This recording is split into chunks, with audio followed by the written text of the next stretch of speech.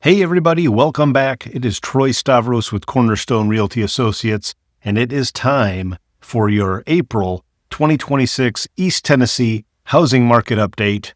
And we've got a lot to cover this month with data across Knox, Blount, Anderson, Loudon, Roane, and Sevier counties, plus our usual sub-market breakdown of Farragut, Tellico Village, Lenoir City, and at the end, we're going to talk a little bit about what's happening with mortgage rates, oil prices, inflation, and yes, the situation in Iran and why it actually matters for your home purchase or your sale here in East Tennessee.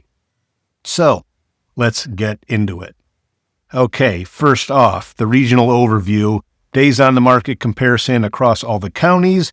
So if there's one theme that cuts across every single county and submarket this month, it's this: homes are taking longer to sell, and not just a little longer, a lot longer compared to last year. So Knox County's median days on the market jumped 50% year over year to 18 days. Blount County more than doubled to 56. Roane more than doubled to 40. Sevier climbed 76% to 60 days. And even the markets that still feel relatively fast, like Farragut and Lenoir City, saw days on the market rise to 17 and 16 respectively. So that doesn't mean the sky's falling, but it does mean that the days of listing your home on a Thursday and having 5 offers by Sunday, those days are behind us in most of the region. That could happen with certain properties that are highly desirable, but overall buyers have more time to think, more room to negotiate, and sellers need to adjust their expectations accordingly. Okay, Knox County. So let's start where we always start, Knox County. And honestly, Knox had a pretty solid month on the transaction side. Closed sales were up 10.6% to 677 closings, and pending sales climbed 12.1% to 840. That pending number is important because it tells us the pipeline heading into May and June has some real strength. Active listings rose 11% to 1,686, which gives us 2.72 months worth of supply. That still favors sellers, but it's not the ultra-tight sub-2-month environment we saw a couple years ago. Now, the median sale price came in at $400,000 even, up just 0.03% year over year. After years of aggressive appreciation, Knox County prices have essentially stalled. The list to original list price ratio is 96.8%, meaning that buyers are negotiating about 3% off asking on average. And the average days on the market in Knox County is 18, up from 12 a year ago, which tells you that the pace has clearly slowed, even though homes are still moving. The bottom line on Knox County is it's still a healthy market. Homes are selling, but the urgency that defined the last few years is fading. Okay, let's look at Blount County. Now, this is one that's sending some mixed signals. Closings dipped 2.8% to 171. The median price dropped more than 5% to $385,000. Now, that sounds negative, but when you look at the other side of the ledger, active inventory actually fell 12.4%, pending sales rose 10.9%, so we have fewer homes available and more going under contract, which normally would signal a tightening market.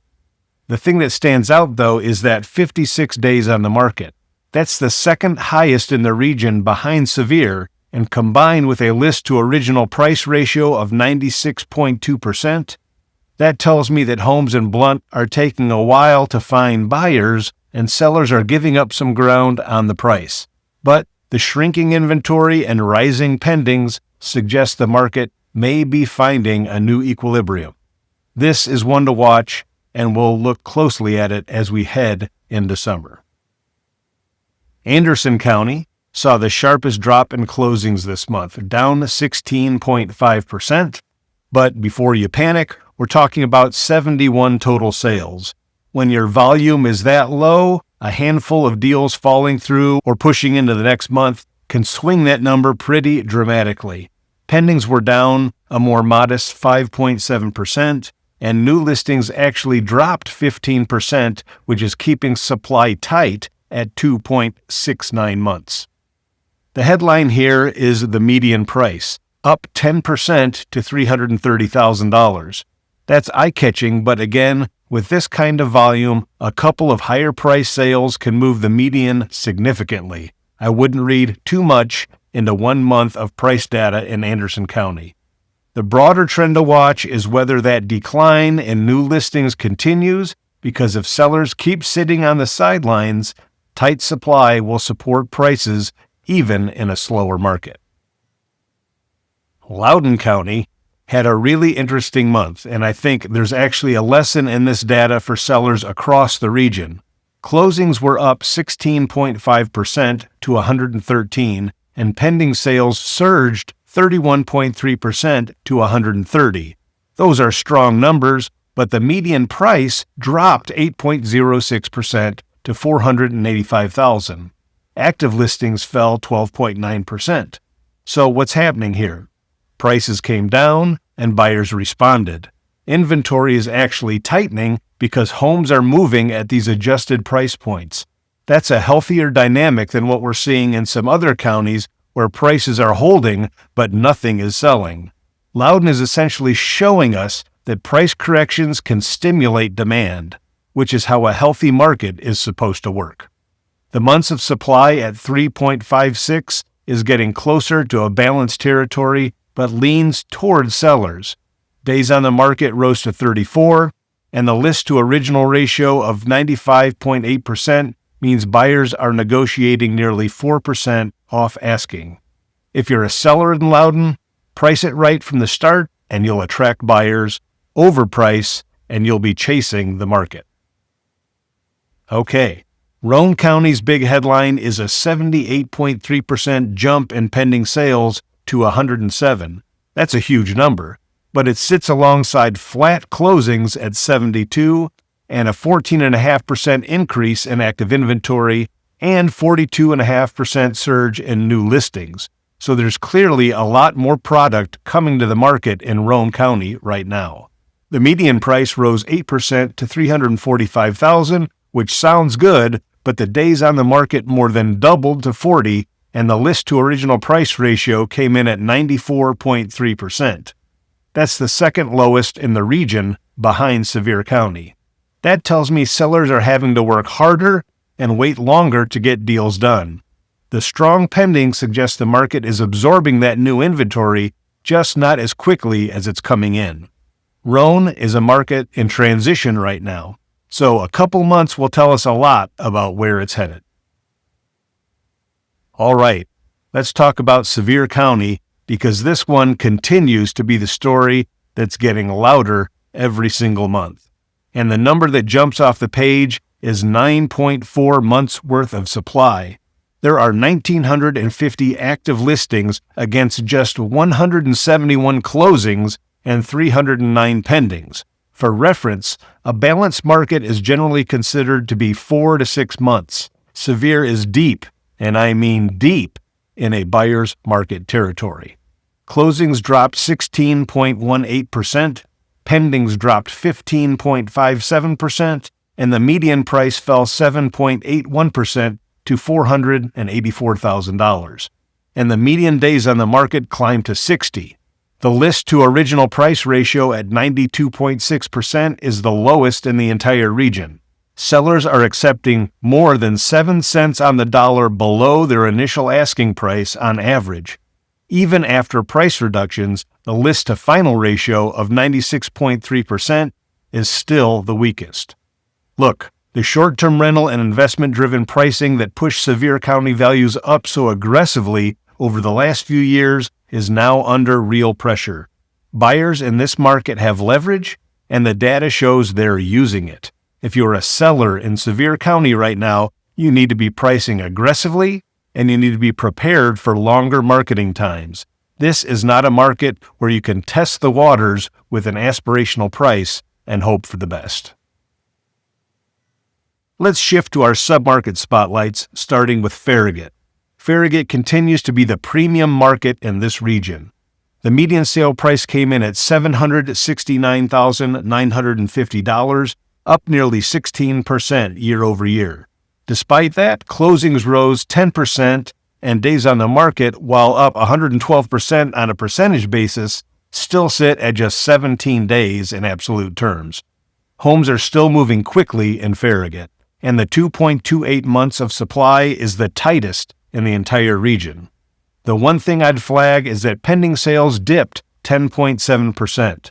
That's worth monitoring as a possible leading indicator, but for right now, Farragut remains a market where well-priced homes in good condition sell fast and at strong prices. If you're a buyer trying to get into Farragut, be ready to move when the right property comes up. Tellico Village is showing a real split in personality this month. Closings dropped 18.6%, and the median days on the market rose to 79. That's the highest in the entire data set across every county and submarket, but then pending sales jumped 50% and active inventory fell more than 20%. New listings dropped 23%. So what's going on? I think Tellico Village is a market where correctly priced homes are selling. It's just taking a while. The 79-day median and a 95.2 list to original ratio are telling you there's a gap between what sellers are asking and what buyers are willing to pay. But the surge in pendings against shrinking inventory is a leading indicator that May and June closings should improve. The median price at $665,000 is up 6.42%, so values are holding for the homes that do transact. Patience and pricing are the name of the game in Tellico Village right now. Lenoir City had the strongest closing month of any submarket in our region, up 36.1% to 49 sales. Pendings were up 18.8% to 57, and that's real momentum. Just like we saw in the broader Loudon County data, that strength came alongside a price correction. The median price dropped 11.06% to $420,000. Same story as the county level, prices adjusted and buyers showed up. Days on the market at 16 is essentially tied with Farragut for the fastest in the region. The list to original ratio of 96.2% and 3.27 months of supply round out a picture of a market that is moving efficiently, just at lower price points than a year ago. If you're a buyer looking for a relative value in the Loudon County area, Lenoir City deserves your attention right now. All right, let's zoom out and talk about the macro picture, because what's happening nationally and globally is directly impacting our local market. The 30-year fixed mortgage rate sits at 6.65% as of today. That continues to be the single biggest headwind for housing, both here and across the country. At 6.65%, a lot of first-time buyers are priced out, and a lot of current homeowners who locked in rates in the 3s or 4s have no incentive to sell and buy at today's rates. That rate lock-in effect is suppressing both listing volume and transaction volume, and until we see rates move meaningfully below 6%, that dynamic isn't going to change. Oil is just over $110 a barrel, and that's where the geopolitical situation comes in. The U.S.-Iran conflict has reached a critical point. Following a major U.S.-Israeli military campaign that targeted Iran's leadership, Iran has put forward a 14-point peace proposal through Pakistan, including suspending nuclear programs and reopening the Strait of Hormuz. But the U.S. has rejected those terms, and the diplomatic stalemate continues. Here's why this matters for East Tennessee real estate. The Strait of Hormuz handles roughly 20% of the world's oil supply. Right now, there's a tense standoff. Iran is trying to assert control. The U.S. is maintaining a naval blockade. On top of that, the ceasefire that is currently happening is fraying. There was a recent drone strike on a UAE nuclear facility. Hezbollah is ramping up provocations, and internally, Iran is cracking down hard on its population as the economy collapses. All of that instability keeps a risk premium baked into oil prices. Higher oil prices mean higher energy costs, higher transportation costs, and more persistent inflation. And CPI inflation right now sits at 3.8% as of April, still well above the Fed's 2% target. That makes near-term cuts much less likely. So if you're sitting around waiting for mortgage rates to drop significantly before you buy or sell, the current geopolitical environment suggests you may be waiting a while. So let's bring it all together. What does the April data tell us about where this market is headed into summer? Transaction activity is still there.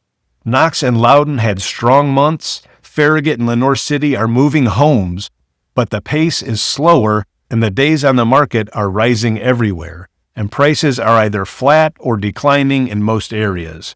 Buyers have more leverage than they've had in years, and sellers need to meet the market where it is, not where it was 12 or 18 months ago. Sevier County remains the market most in need of a reset and the toughest environment for sellers. Farragut and Knox remain the strongest from a demand perspective, and the Loudon County area, including Lenoir City, is showing us that when prices adjust, buyers show up.